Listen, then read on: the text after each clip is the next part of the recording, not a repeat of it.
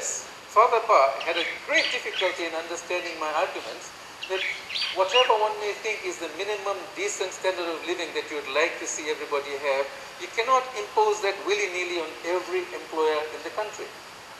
You had to think about the economic sustainability of that enterprise and the need for that enterprise to have what is accepted as the decent rate of return in the economy. Otherwise, the investors would go somewhere else. I mean, that had to be understood. And if you like, a really blatant case we can talk about is that if you set, for example, $2 an hour as the minimum wage, none of those bottle boys who are currently making some kind of a living would actually be able to make a living. They'd simply be sent home. Quite a lot of industries, and there are, for example, garment industries where employers are not operating in niche markets. They don't have good revenues. If they were forced to pay minimum wages, which are considered decent, some of them would, of course, go out of business because they're facing competition from China, from Bangladesh, where wages are maybe a third of what they are here, and productivity is probably higher than what we have here.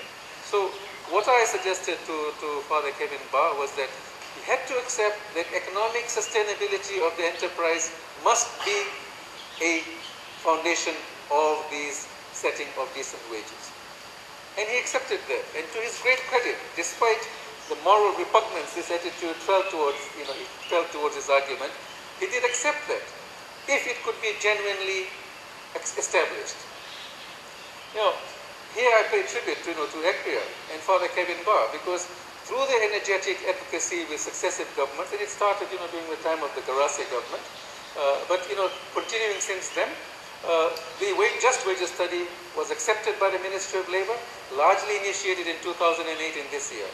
The wages councils have been substantially reorganized. Father Kevin Ba was himself appointed the sole chairman of all the different wages councils. So every wages council follows the same procedure, with each wages council having separate representations from relevant employers, unions, and neutral members of the public. Father Ba ensured that the wages councils met in a timely fashion and regularly, with new wages regulations orders being gazetted by the beginning of the year with the cooperation of the Ministry of Labour staff. And without their hard work, of course, nothing would have been possible. So the first new WROs were issued for implementation from February 2009. And that is where these accepted processes were all stopped by the military prime minister following pressure by employers.